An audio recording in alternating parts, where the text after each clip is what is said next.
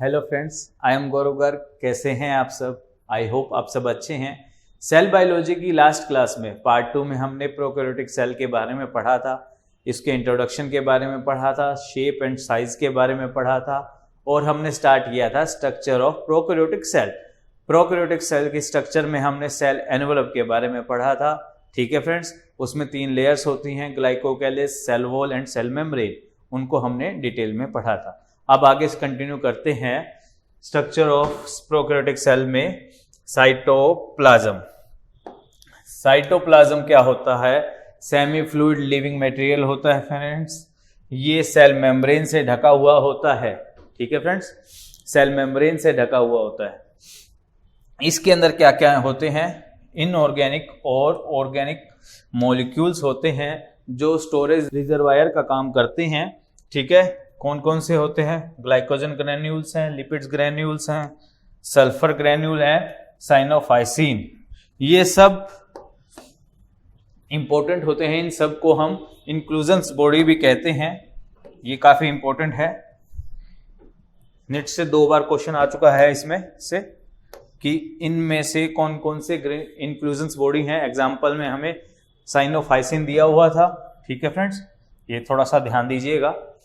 Sulphur granules है, glycogen granules हैं, lipid granules हैं, फॉस्फेट ग्रैन्यूल्स हैं। ये नाम तो इजी हैं, लेकिन साइनोफाइसिन एक यूनिक नेम होने की वजह से हमें ऑप्शंस में दिया हुआ था। आप इसको ध्यान दीजिएगा। ठीक है फ्रेंड्स, साइटोप्लाज्म में और क्या क्या होता है?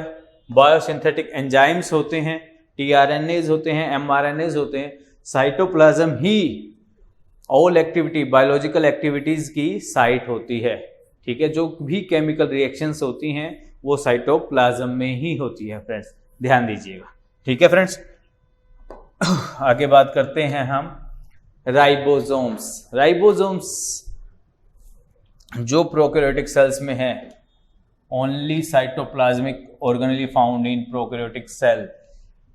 जब हम यूकैरियोटिक सेल पढ़ेंगे फ्रेंड्स, उसमें हम काफी सारे ऑर्गेनेली के बारे में पढ़ेंगे, जैसे कि एंडोप्लाज्मिक रेटिकुलम है, गोल्जी बॉडीज है, माइटोकॉन्ड्रिया है और राइबोसोम्स भी हैं। ठीक है फ्रेंड्स, लेकिन प्रोकैरियोटिक सेल्स के अंदर जो एक साइटोप्लाज्मिक ऑर्गेनेली पाया जाता है वो है राइबोसोम्स, सिर्फ एक।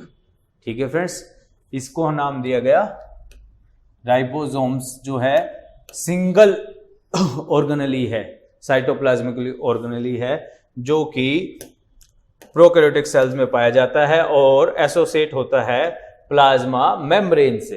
ठीक है फ्रेंड्स, प्रोकैरियोटिक सेल के अंदर जो राइबोसोम होता है छोटा होता है, 70S होता है, जबकि जो यूकैरियोटिक सेल्स होता है उसके अंदर 80S होता है। ठीक है फ्रेंड्स, ये हम नेक्स्ट क्लास में यूकैरियोटिक सेल्स के बारे में जब पढ़ेंगे तब पढ़ेंगे। अभी हमें ये ध्यान देना है कि जो राइबोसोम्स है प्रोकैरियोटिक सेल्स के अंदर वो 70S होते हैं। ठीक है फ्रेंड्स, 70S जो है 2 यूनिट से मिलकर बनते हैं, 50S एंड 30S। इसमें आप मैथमेटिक्स मत यूज करना कि 50S और 30S तो 80S होते हैं, नहीं, ये S अलग यूनिट है फ्रेंड्स राइबोसोम्स की मेजरमेंट की। ठीक है फ्रेंड्स, जो सब यूनिट्स होती हैं वो 50S होती है और 30S होती है 70S की। ठीक है फ्रेंड्स, 70S राइबोसोम्स किस किस से मिलकर बनते हैं? 50S एंड 30S सब यूनिट से। ये क्वेश्चन भी एक इंपॉर्टेंट है कि जो राइबोसोम्स है वो नॉन मेम्ब्रेन बाउंड ऑर्गेनेली होते हैं, इनके ऊपर कोई भी मेम्ब्रेन नहीं होती, both in prokaryotes and eukaryotic cells. दोनों ही टाइप की सेल्स में ये विदाउट मेम्ब्रेन ऑर्गेनेली है फ्रेंड्स, इनके ऊपर कोई भी मेम्ब्रेन नहीं होती। ठीक है फ्रेंड, ये पॉलीराइबोसोम और पॉलीसोम्स के रूप में मिलते हैं। ठीक है फ्रेंड्स, ये सिंगल भी हो सकते हैं और रोज में भी हो सकते हैं, लाइन में भी हो सकते हैं। ठीक है फ्रेंड, मेन फंक्शन क्या है राइबोसोम्स का? प्रोटीन सिंथेसिस का। क्या काम करते हैं? Protein synthesis. ठीक है फ्रेंड, अब बात करते हैं नेक्स्ट की। नेक्स्ट है मीजोसोम्स। मीजोसोम्स कहां होते हैं? Mesosomes in foldings of cell membrane of prokaryotic cells. ठीक है फ्रेंड्स। ये अंदर की तरफ इनफोल्डिंग्स होती हैं सेल मेम्ब्रेन की, जिनके ऊपर रेस्पिरेटरी एंजाइम्स होते हैं जो रेस्पिरेशन में उनकी हेल्प करती हैं। ठीक है फ्रेंड्स। और ये हमारी हेल्प सेल डिवीजन के टाइम पे भी करते हैं, बाइनरी फिजन जो होता है उसमें भी काफी हेल्प करती हैं मीजोजोम्स। ठीक है फ्रेंड। नेक्स्ट है थैलाकोइड्स। थैलाकोइड्स भी सेल मेम्ब्रेन की इनफोल्डिंग्स ही होती हैं। इनके अंदर फोटोसिंथेटिक पिगमेंट्स होते हैं, फोटोसिंथेटिक पिगमेंट्स होते हैं जो कि मेनली ये जो थैलाकोइड्स हैं वो ब्लू ग्रीन एल्गी में और साइनोबैक्टीरियाज में पाए जाते हैं। ठीक है फ्रेंड्स, जो कि हमारी फोटोसिंथेसिस में हेल्प करते हैं। ठीक है। नेक्स्ट आता है थैलाकोइड के बाद वैक्यूल्स। नो ट्रू वैक्यूल और फ्लूइड फील्ड वैक्यूल। इसके अंदर जो वैक्यूल होता है वो ट्रू वैक्यूल नहीं होता फ्रेंड्स। ठीक है फ्रेंड्स। इनकी जो मेम्ब्रेन है वो इसको हम यूनिट मेम्ब्रेन कंसीडर नहीं करते। वैक्यूल जो प्रोकैरियोटिक सेल में पाया जाता है उसकी जो मेम्ब्रेन है वो बहुत ही थिन होती है और उसको हम यूनिट मेम्ब्रेन के रूप में कंसीडर नहीं करते, इसलिए इसको नो ट्रू वैक्यूल कहा गया है, ट्रू वैक्यूल नहीं है। ठीक है फ्रेंड। कुछ बैक्टीरियाज के अंदर ये गैस वैक्यूल के रूप में प्रेजेंट होता है, गैस वैक्यूल, जो कि इन्वायरमेंट से गैस एक्सचेंज करते हैं और फ्री फ्लोटिंग में हेल्प होती है, जिसकी वजह से उनको, ठीक है फ्रेंड्स, वो इजीली फ्लोट कर सकते हैं। ठीक है। अब हम आ जाते हैं प्रोकैरियोटिक सेल्स के अंदर की तरफ, जो कि जेनेटिक मटेरियल है। जेनेटिक मटेरियल किस रूप में पाया जाता है फ्रेंड? हम पहले डिस्कस कर चुके हैं, न्यूक्लियोइड के रूप में पाया जाता है। न्यूक्लियोइड एक ट्रू न्यूक्लियस नहीं होता, इसकी कोई भी मेम्ब्रेन नहीं होती, न्यूक्लियर मेम्ब्रेन नहीं होती। ये डेंस और कॉम्पैक्ट रूप में, सर्कुलर रूप में एक जगह पाया जाता है, इसलिए इसको न्यूक्लियोइड कहा जाता है। ठीक है फ्रेंड्स। जो भी जेनेटिक मटेरियल डीएनए हैं, क्रोमोसोम्स हैं, जो सर्कुलर फॉर्म में एक जगह कंडेंस फॉर्म में मिलते हैं, उसको हम न्यूक्लियोइड कहते हैं। ठीक है फ्रेंड्स। डीएनए इसका हमें याद रखना है, डबल स्टैंडर्ड ही होता है, हेलिकल होता है और सर्कुलर होता है। ठीक है फ्रेंड्स। इनको हम प्रोक्रोमोसोम्स और जीनोफेयर भी कहते हैं। ठीक है फ्रेंड्स, क्योंकि इनका जो क्रोमोसोम्स है उसके अंदर काफी लिटिल प्रोटीन्स होते हैं, कम प्रोटीन होते हैं, जिसकी वजह से इनको प्रोक्रोमोसोम्स और जीनोफेयर भी कहते हैं। ठीक है फ्रेंड्स। जो प्रोक्रोमोसोम्स होते हैं एट लीस्ट अटैच होते हैं एक पॉइंट से, सेल मेम्ब्रेन से कहीं ना कहीं से एक जगह से अटैच जरूर होते हैं फ्रेंड्स। ठीक है फ्रेंड्स। और जो क्रोमोसोम्स हैं, हैप्लॉइड्स हैं, only one copy of chromosomes, chromosomes की एक सिंगल कॉपी ही मिलती है फ्रेंड।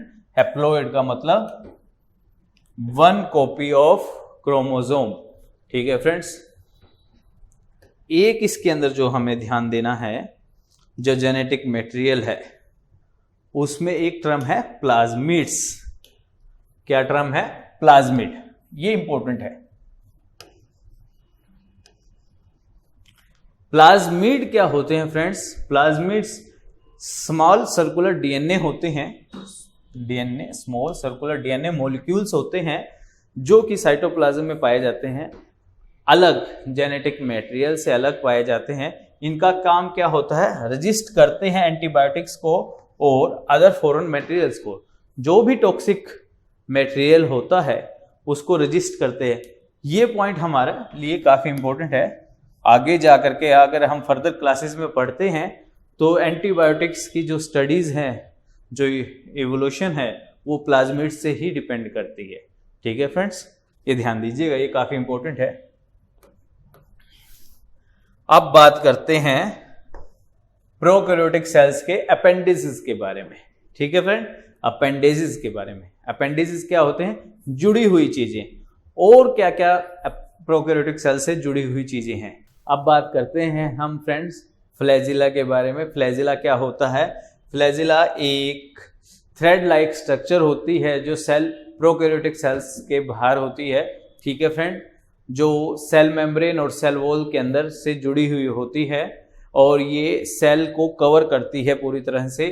एक तरफ से भी हो सकती है, ये दो तरफ से भी हो सकती है, थ्रेड लाइक होती है, ये सेल को मूवमेंट में हेल्प करती है। ठीक है फ्रेंड्स, फ्लैजिला किससे मिलकर बनती है? फ्लैजिलिन प्रोटीन से।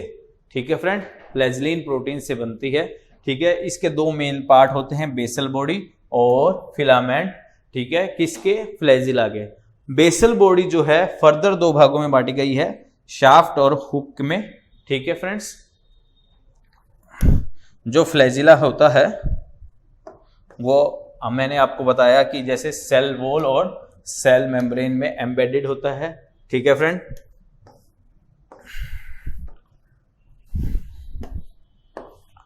जो फ्लैजिला का बेसल बॉडी है 4 रिंग्स होती हैं। कहां पर होती है?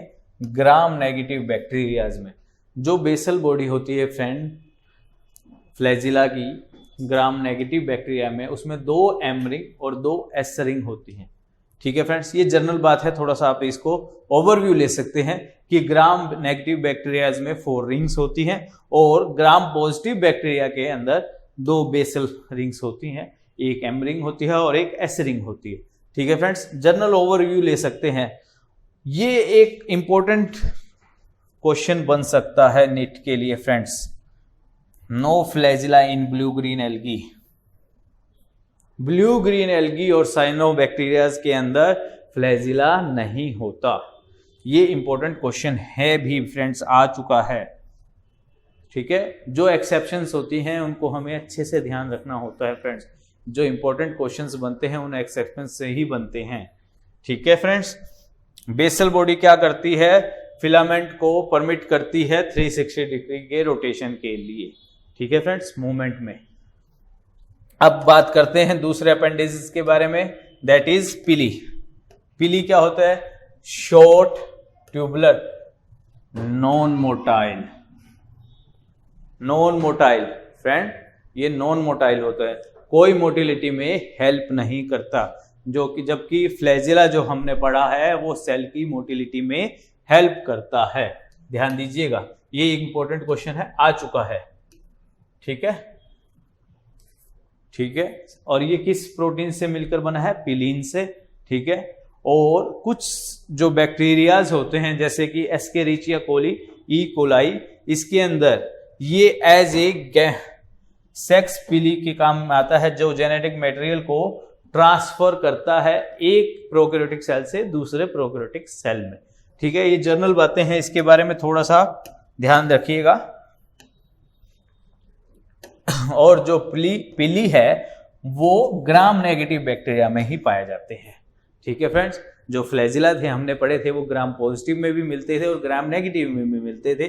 ग्राम नेगेटिव में उनके अंदर 4 रिंग्स होती थी, बेसल पार्ट के अंदर 2 M ring 2 S ring, and gram positive bacteria के अंदर ओनली 2 रिंग्स होती थी। जो बेसल पार्ट है उसमें 1 एम रिंग होती थी और 1 एस रिंग होती थी। लेकिन जो पिली है वो ओनली ग्राम नेगेटिव बैक्टीरिया में ही मिलते हैं, ये ध्यान दीजिएगा। ठीक है, उसके बाद नेक्स्ट आता है फिम्ब्रेई। ये भी एक टाइप का अपेंडिसेस है। ठीक है फ्रेंड्स, ये क्या होते हैं? ब्रिसल्स लाइक होते हैं, जैसे हमारे ब्रश होते हैं ना फ्रेंड्स, ब्रश में स्मॉल ब्रिसल्स लाइक फाइबर्स होते हैं। ठीक है फ्रेंड्स, ये बैक्टीरिया सेल को अटैच करते हैं रोक्स के साथ और दूसरे होस्ट टिश्यूज के साथ। ठीक है, इनका यही काम है हमारे पास, हमें जस्ट इनका ओवरव्यू लेना है। ये भी नॉन मोटाइल होते हैं, फिम्ब्रियाई भी नॉन मोटाइल होते हैं। ठीक है फ्रेंड्स, ये भी कोई मोटिलिटी में हेल्प नहीं करते। ठीक है, अब बात करते हैं हम biological activities of prokaryotic sales. Prokaryotic cells की बायोलॉजिकल एक्टिविटीज के बारे में। इसमें कुछ टर्म्स हैं फ्रेंड्स, जैसे कि साइक्लोसिस। ये टर्म हमने अभी तक डिस्कस नहीं करी है। जब हम ये नेक्स्ट क्लास में यूकैरियोटिक सेल्स के बारे में पढ़ेंगे तब हम इन टर्म्स को अच्छे से डिस्कस करेंगे। ठीक है फ्रेंड्स, यहाँ पे जस्ट आप एक ओवरव्यू ले लीजिएगा कि ये चीजें कैसे कैसे होती है प्रोकैरियोटिक सेल्स में और कैसे कैसे नहीं होती। ठीक है फ्रेंड्स, जो साइटोप्लाज्म है वो does not show streaming movements और साइक्लोसिस। ठीक है फ्रेंड्स, प्रोकैरियोटिक सेल के अंदर साइक्लोसिस नहीं होती। जो स्टेमिक मूवमेंट है एक साइटोप्लाज्म की, वो प्रोकैरियोटिक सेल्स के अंदर एब्सेंट होती है फ्रेंड्स। ठीक है फ्रेंड्स, और क्या क्या एब्सेंट होता है? फैगोसाइटोसिस, पिनोसाइटोसिस और एक्सोसाइटोसिस, ये भी एब्सेंट होती है। किस कारण से एब्सेंट होती है? Due to the presence of cell wall. Cell wall की प्रेजेंस की वजह से ये भी एब्सेंट होती है। ये टर्म्स को आप एक बार बस थोड़ा सा माइंड में रख लीजिएगा। जब हम यूकैरियोटिक सेल पढ़ेंगे उसके अंदर हम इन टर्म्स को डिस्कस करेंगे, तब आपको अच्छे से इस बारे में पता हो जाएगा। ठीक है फ्रेंड्स, उसके बाद माइटोटिक डिवीजन नहीं होती प्रोकैरियोटिक सेल के अंदर। ठीक है, माइटोटिक डिवीजन नहीं होती, बाइनरी फिजन्स होते हैं अलग अलग टाइप की। जब हम रिप्रोडक्शन के बारे में इसमें पढ़ेंगे तब हमें पता चलेगा। ठीक है फ्रेंड्स, प्रोकैरियोटिक सेल्स के बारे में हमारे पास इतना ही है फ्रेंड्स। ठीक है फ्रेंड्स, इसमें भी आपको कोई डाउट हो तो नीचे दिए नंबर पे आप कमेंट करके पूछ सकते हैं, व्हाट्सएप करके पूछ सकते हैं। ठीक है फ्रेंड्स, नेक्स्ट क्लास में हम इन जो हमने अभी तक पढ़ा है प्रोकैरियोटिक सेल के बारे में, सेल की हिस्ट्री के बारे में, उसके क्वेश्चन आंसर्स जो नीट में आ चुके हैं उनको डिस्कस करेंगे फ्रेंड। कोई भी डाउट हो आप नीचे कमेंट में हमें पूछ सकते हैं, व्हाट्सएप पे पूछ सकते हैं। ठीक है friends, thank you very much.